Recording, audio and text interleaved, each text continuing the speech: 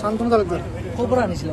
Actually মই নানা মোৰ বেলেগ এজন ল'ৰাই মোৰ লগত এইটো কৰিছিলে মই গৈছিলোঁ কিয় দিছিলে আপোনাৰ কি কৈছে তেখেতে মোক কমিশ্যন দিম বুলি কৈছিলে কিন্তু একচুৱেলি এইটো বিষয়ত নহয় বেলেগ আছিলে এইটো বিজনেছৰ বিষয়ত আপোনাৰ ঘৰটো ক'ত দাদা? আপোনাৰ ঘৰটো ক'ত? চাওক, আমাৰ এই যি অবৈধ যি FICNৰ বিৰুদ্ধে আমাৰ যি অভিযান অব্যাহত আছে আৰু আপুনি দেখিছে যে 10 লাখ টকাৰ পুৰণা নোট আৰু এইটো হ'ল মানে নকল টকা। এই টকাখিনি তেওঁলোকে সৰবৰাহ কৰি আৰু কিছুমান মানুহক অভুৱা ভৰি তেওঁলোকে এই ধৰণৰ এটা আৰ্থিকভাৱে তেওঁলোকে মানুহক ঠগিব বিচাৰি আছিলে। গতিকে আমি এটা বিশেষ সূত্ৰৰ পম খেদি আমি এটা অভিযান চলাইছিলোঁ আৰু সেই অভিযান গড়চুক অঞ্চলত চলিছিলে আৰু সেই অভিযান কালত আমি এজন ব্যক্তি, তেওঁৰ নাম হ'ল শান্তনু তালুকদাৰ, তেখেতক আমি তেখেতৰ এটা বাইক আছে, বাইকৰ নম্বৰ হ'ল AS01Y 7837। এই বাইকখন যেতিয়া আমি ইণ্টাৰচেপ্ট কৰোঁ আৰু তেখেতে নিজৰ গাত লৈ অহা এটা বেগৰ পৰা আমি এই FICNখিনি আমি জব্দ কৰিবলৈ সক্ষম হৈছোঁ।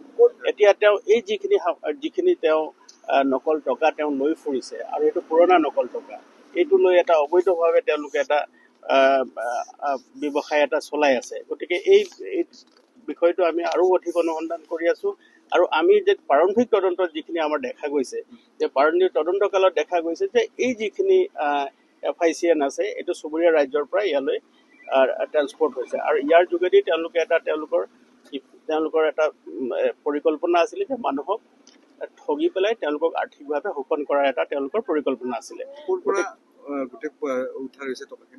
টকাখিনি হয় ইয়াতে গড়চুক অঞ্চলত ইয়াতে আমাৰ যেতিয়া আমি খবৰ পাইছোঁ তাৰপাছত আমি ইয়াত এটা নাকা বহাইছোঁ। নাকা বহাৰ পাছত সেই বাইকখন ইণ্টাৰচেপ্ট কৰা হ'ল। তাৰ পৰা সেই মানুহজনৰ পৰা এই যিখিনি এই FICNখিনি উদ্ধাৰ হৈছে। এতিয়া আমি জোৰ তদন্ত চলাই আছোঁ আৰু ইয়াৰ লগত তেওঁ এজন ব্যক্তিক তেওঁ এইখিনি তেওঁ দিয়া কথা আছিলে। গতিকে এইটো আমি অনুসন্ধান চলাই আছোঁ। তেওঁ দুটাকৈ মোবাইল আমি জব্দ কৰিছোঁ আৰু তাৰ লগতে তেওঁ কাৰ লগত সম্পৰ্কিত আছে, যিসকল এই গোটেই ঘটনাটোৰ লগত যিসকল সম্পৰ্কিত হৈ আছে তেওঁলোকক আইনৰ আওতাত আনি তেওঁলোকৰ বিৰুদ্ধে কঠোৰতম আইনগত ব্যৱস্থা ল'বৰ কাৰণে আমি তৎপৰ হৈ আছোঁ। নিৰ্বাচনৰ পূৰ্বে এনেধৰণৰ নকল টকাৰ যি ৰপ্তানি বহুত দেখা পোৱা গৈছে, এই বিষয়ে কি ক'ব? চাওক, আমি এটা বিষয়ে দেখিছোঁ যে ইয়াত মানুহক ঠগবাজি কৰি যিটো তেওঁলোকে আৰ্থিকভাৱে শোষণ কৰাৰ যিটো প্ৰৱণতা, বহুত এনেকুৱা দুষ্কৃতিকাৰী বহুত লোক আছে আৰু তেওঁলোকৰ বিৰুদ্ধে আমি কঠোৰ হৈ আছোঁ আৰু তেওঁলোকে এনেকুৱা ধৰণৰ যিকোনো ধৰণৰ তেওঁলোকৰ পৰিকল্পনা আমি বিফল কৰিবৰ কাৰণে আমি লাগি আছোঁ আৰু আমাৰ এই যি অভিযান আছে এই অভিযান চলি থাকিব। এনেধৰণৰ অবৈধ বেহাৰ বিৰুদ্ধে আমাৰ যি অভিযান আছে সদায় চলি থাকিব।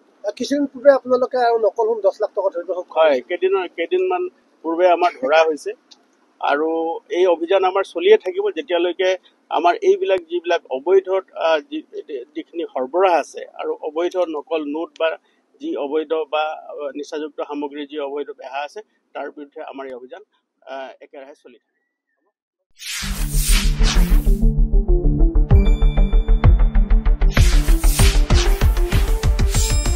শুদ্ধ আৰু বিস্তৃত বাতৰিৰ বাবে চাই থাকক নিউজ ডেস্ক ৰিপোৰ্ট।